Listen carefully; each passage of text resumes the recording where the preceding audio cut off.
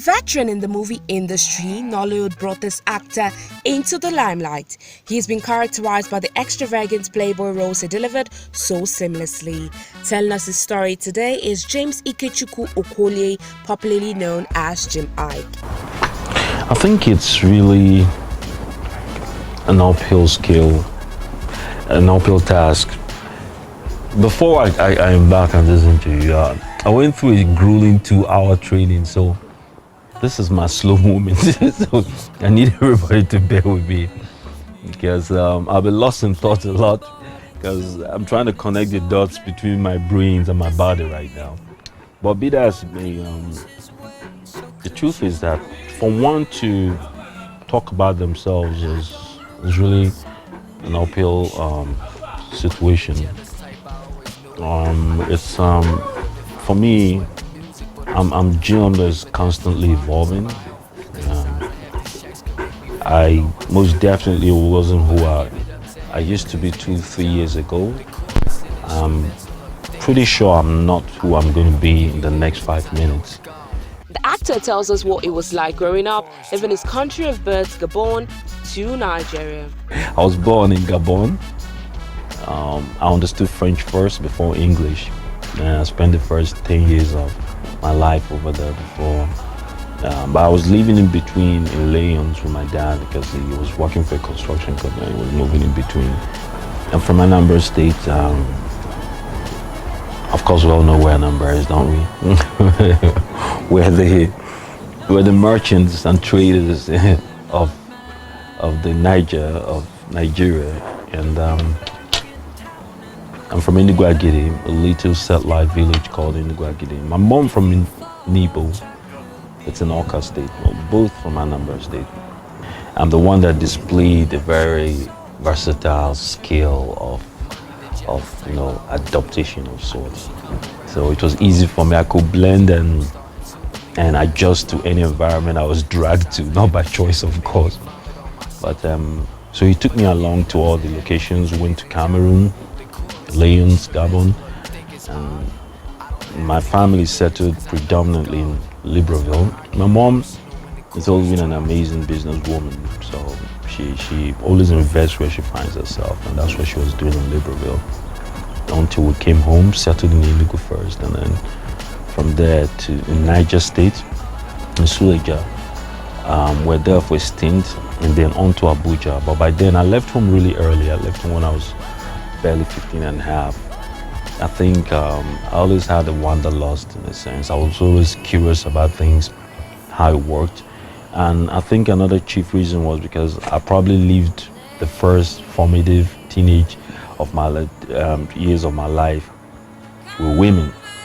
I had at some point 9 women in my house. I was the only guy. So I think that made me want to, look outward a lot to understand what life was about beyond the scope of what my women presented to me. And so I was always curious. I was raised to be completely fearless of my quest, and I think I'm still like that till tomorrow.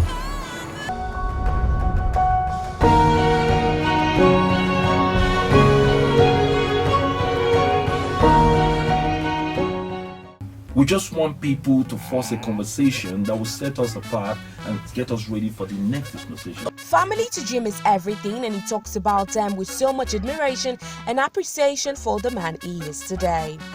Family is everything to me. We have a big laugh when we talk about all these things. I'm like a surrogate dad to my sisters, older or younger. I can't imagine what life would be without having a potent, strong presence in their lives, and vice versa. We've always been closely knit. We went to the same primary school. I skipped class, I caught up with them. So they hate me for it, by the way. So we went to the same secondary school, went to the same university.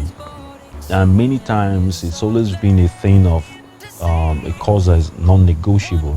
I saw to it that as I got more elevated in life and became more financially independent, I made sure that my sisters were all elevated to the least you give me is masters in my home. So almost all my sisters have a master's, and I saw to it, even forced one of them that was married already back to school to do it, paid for it, I'm proud to say. So it's something that I don't play with. Even now, as my son grows, he understands the empowerment of the intellect. He speaks about 3 languages. He's barely 2.5. Yeah, it's so advanced. It shocks me sometimes, but it's the way that I've taught him the approach to life that is completely different from the orthodox.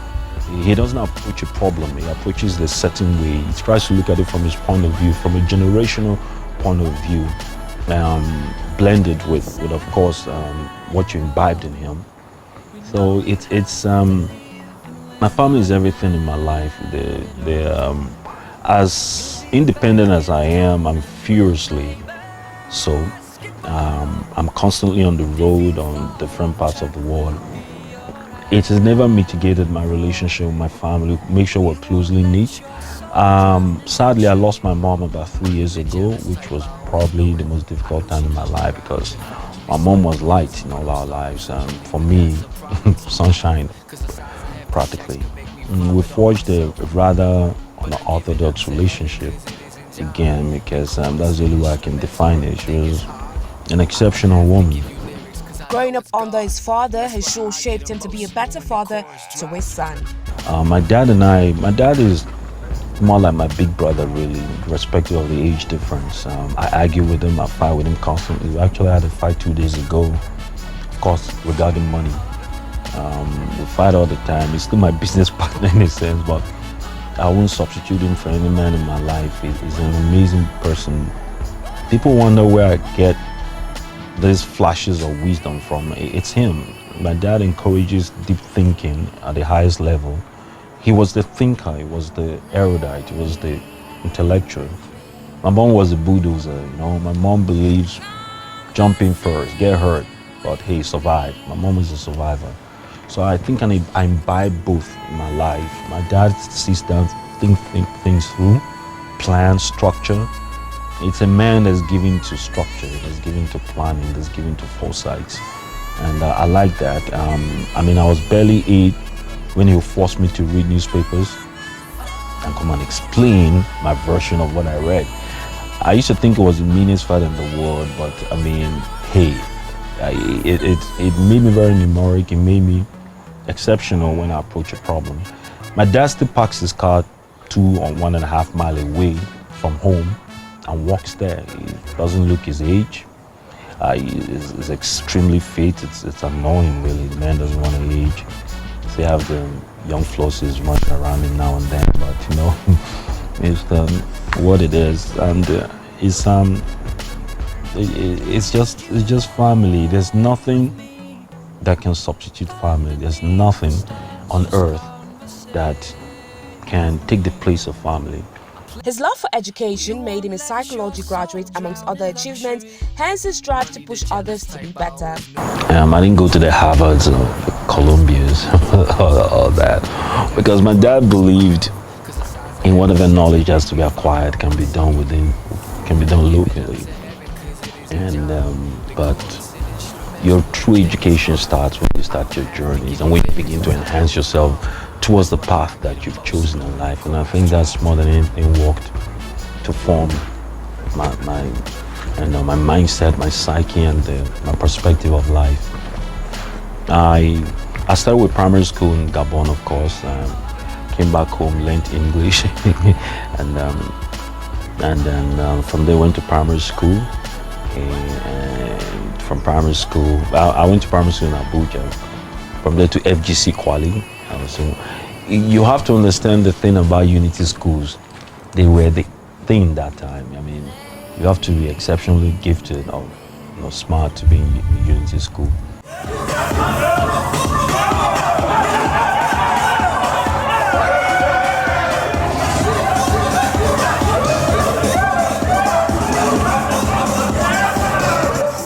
So I was in FGC Kwali. From Kwali, I went to Unijust.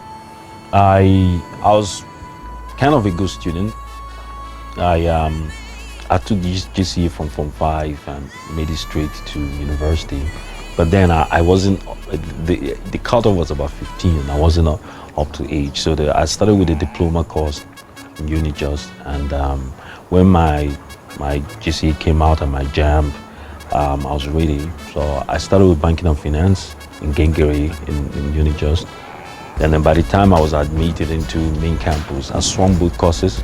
So I know there's no such thing as a double major, but that was kind of what I did, you know. So I finished when I was about 19 and a half with a degree in psychology, as well as my diploma in banking and finance. And I kept going back in between when there was a hiatus of sorts in the course of my career. I believe in human development of the human intellect, and trying to grasp beyond what I didn't understand within the scope of how I grew up. So I was constantly abroad in different schools and different symposiums. I probably have attended about 15 or 20 in the course of my life. I love to learn. I can't stop learning. I love to read. I read a wide array of subjects under the sun. I'm really not giving to one or the other. I like to maintain what you might term as a well-informed mental archive. So it's how I've always lived, and I keep educating myself. You can't stop educating yourself.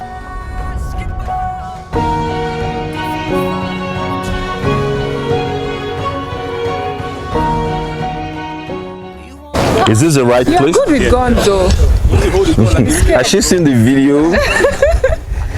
Used to be a Taliban, man. That's too close for you. Oh. That's the. This place is too close for you. Nice. Like a short skirt.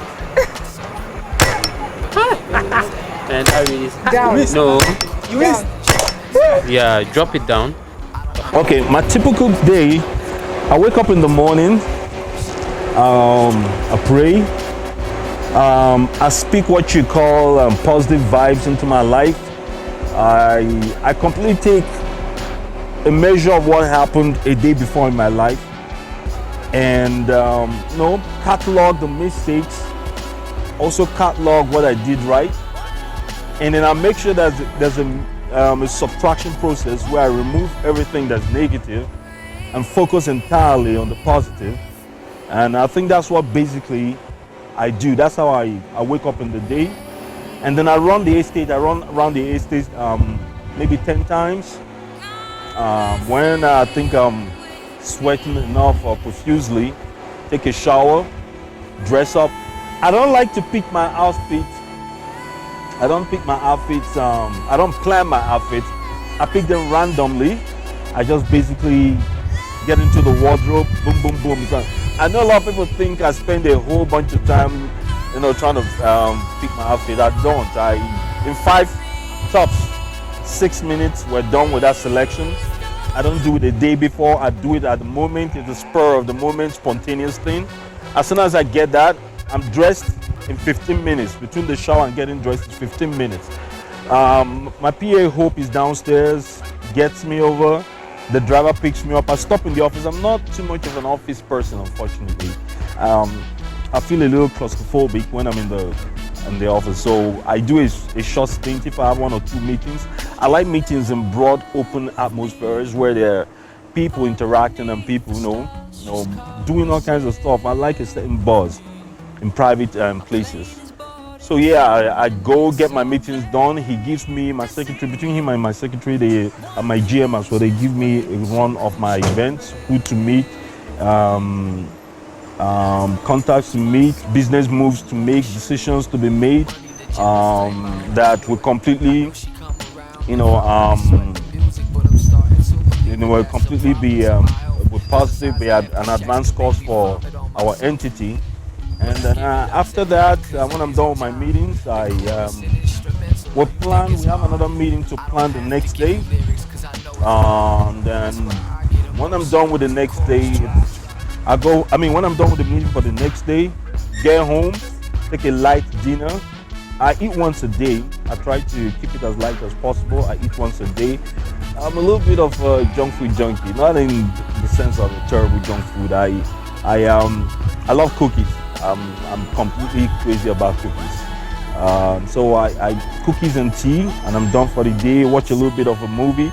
I never get to finish the movie. I always doze off somewhere in the middle of it.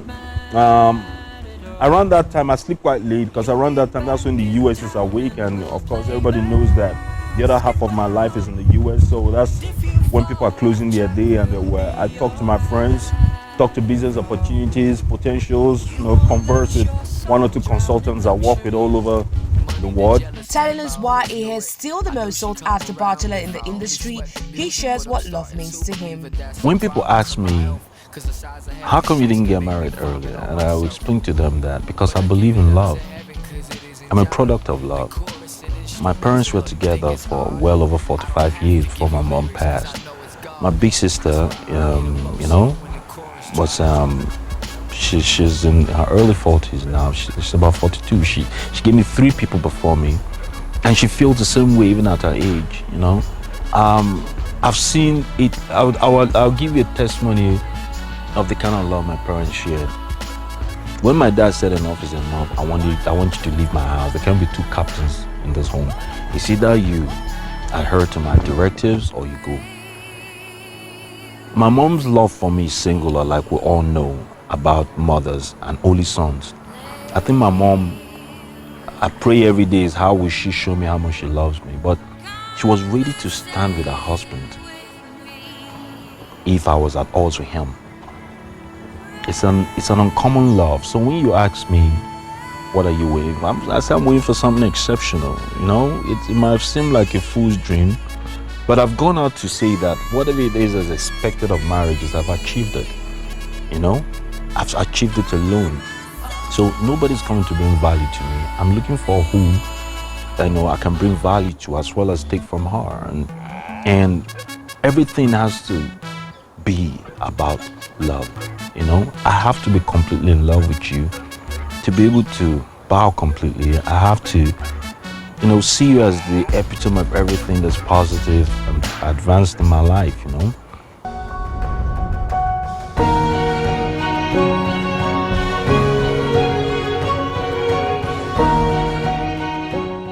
We caught Iyke at the gym, and he showed us his routine to a healthy lifestyle.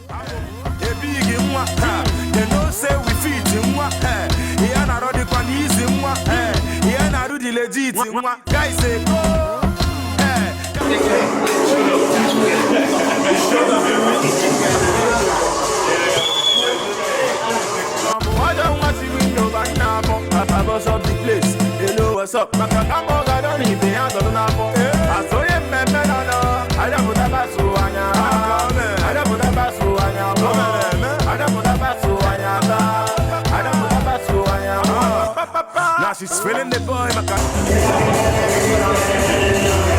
and now when I never on a gig, I see now they come go.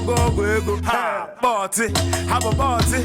Once if I go to more party, more we go. I am with the dirty. Then not what I got the column naughty. I not to vote to get an election. We pop bottles on the wedding reception. You boy on one neck, can you your question? Jello can you hear before they get attention?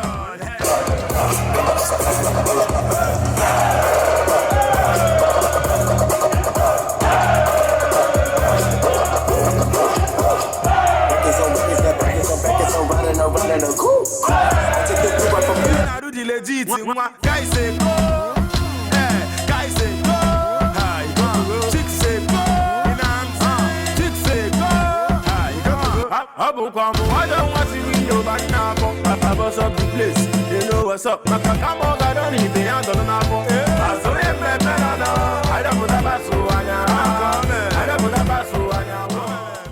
Choosing his career path, young Jim faced challenges that threatened it, but for his passion that fueled his drive, he ventured to the entertainment hub Lagos, where one role at a time, the upcoming actor became a household name. No, Bill, I've got this. What is all this now? Listen, Phil, if you have a problem with the lady, then solve your problem with the lady, okay? What is your problem anyway? That's why it's so easy to understand why you're poor. Eh? What's wrong with your own now? You didn't come to my house to insult me. What is the meaning of this? What's the meaning of this now? But I'll brush you before I go brush you again. Wait. The last noise where you make, maybe 2 minutes I take settle your case. I think give him space. Leave him now. That's why you know how they brush him. You don't forget. Adura, what's the point now? My point is simple. Okay? We left school 4 years ago with lofty dreams, great ambitions. Look at what is reduced both of you to. I woke up one day, and for me, I've always had a life of a pursuit of business. You know, my dad thought, okay, the way you're going, this is how it's gonna pan out. The typical Igbo parent that I was gonna get done with my degree and everything. Since I finished early, get done with the masters, be done with the PhD by the time you're 25 or so, 26 at the very worst, and get on with the business of doing great things, as he termed it. But the shock of his life came because I've always been quite obedient. I wasn't a difficult son. I left home with 2,300 naira in my wallet. I stole it from my mom's purse at night. I took that money. I just finished an argument, and my parting words was that I'll make you eat your words. And I left. They didn't know where I was going. They had all kinds of bets. My big sister said, that one is not used to suffering. That one, looks, food or whatever, or gloves to wear, because they knew I left with a small bag. He'll be back. My aunt said, give him 2 days. That one, he's probably, shagging up in his friend's house and says going to Lagos. We in Lagos, how's he gonna go? But hey, what do you know is I left on a night bus that day. Went to my cousin's place, stayed with him, and started attending auditions. I don't understand how people chase dreams these days. This obsessive, electronic, social media, fast-paced pursuit of dreams. No, dreams are solid. It's a structure, it's God's gift. Then he will test you to see how much you want it, how much you're ready to sacrifice for it. I understood that from an early age. I knew that I had to go get it, and nobody was going to hand it to me. One of the things, and I say this with every boldness, and of course I stand corrected, is that I don't think anybody can take credit for what I am or who I am in the industry and what I intend to be in the future. Because it's never been in any man's hand. I was the most rebellious, I was the most not liked, if there's a word like that. And it's as simple as black and white. So the thing that I know more than anything else that's gotten me out of all the sports that's advanced my career and anything is my ability to get down on my knees and pray myself out of the toughest situations I've been in. And in your darkest days and your days of nothing, you understand the power of God more than anything else. And I understand this firsthand. And people don't understand sometimes why I do something wrong. Trust me, the repair process is fast. The retribution is fast as well. And that's how it's always been in my life. Every time a man, why I have such very low faith in human or the ability to advance your cause is because of how I've lived my life. Every time a producer tells me, because I don't want a small road, I wasn't going to move forward with my life, I come back home and my prayer has always been simple. I'm not such a prayer warrior. I'm just a prayer. I say prayers of faith. I say it's not in their hands. It's never been. 2,600 naira got me here. What is somebody going to scare me with now? I didn't know where my next food was going to come from. I didn't know where my shelter was going to come from. I've been to some of the best friends that came to hang out in my house, and my parents would split money into four and give them pocket money to go back home. And the same guys that knocked on their doors and they kept me in their boys' quarters, and they wouldn't let their parents see me, and they were quick to kick me out when they found out that I was chasing my dreams. And I lost complete, hope in all that. And I'm focused on God and my ability. And my single. Anybody that's done my career with me will tell you that I kept rejecting it. Every time I come there, hey. It got to a point they identified me as the guy that won't play small roles. And so some producer one day, when I showed up, gave me a script and said, okay, this is your first lead, you're about to make it. And I was excited. Only for a big actor that came, and they were willing to pay that big actor 150k against the 15k they were going to pay me. And I came away from there, dented, seriously. I was so demoralized. But The funny thing, you know what? I said to myself in my head that someday soon, and very soon, I'm going to decide what next script that guy is going to be getting.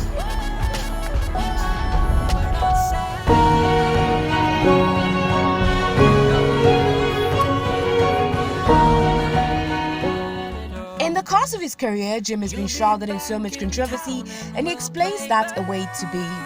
It's always been a thing of humor when people depict me as one of those guys that hang out and probably just live the wild life. Yes, I've had my wild days too.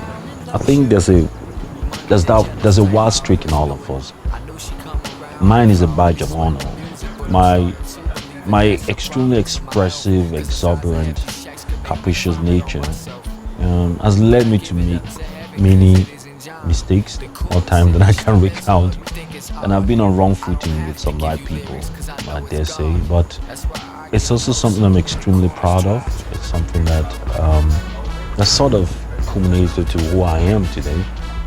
You're nothing without your mistakes. You're nothing without your formative, the formative years as well. And I think that's pretty much who I've been all my life. Having featured in over 200 movies, becoming a household name and celebrated face, Jim Iyke is ready to conquer other mountains. We're in a wide array of businesses. We're in real estate. I'm CEO of Lustrous Dynamics. We've been doing a lot of projects. We're on our 8th project right now, all over Abuja. I also do event planning, and we just finished the Ethiopian Fashion Week. I do Uber. We have an Uber fleet. We have about 4 or 5 Ubers that are on our fleet right now.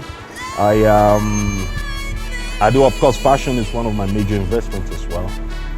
When we're done with that, what else do I do? I do so many. I consult for one farm in Liberia. I consult for another entity in Maryland. I do a lot of stuff. I just do a lot of stuff. I like to keep myself extremely busy, and that's how it works, really. That's how it works for me. Taking a glimpse at the man behind the varying roles he plays, it is without a shred of doubt we see how Jim Iyke sees himself. I was the guy that shot 38 films, 40 films a year. I needed a hustle that time. I needed to place it so far, everybody's going to be playing catch up. Immediately I did it, I took what I wanted. What I needed was that anywhere I walk in, first of all, before I open my mouth, you understand who walked in. What I do with it becomes my business. And I've never ever downplayed it. An inspiration, I must say.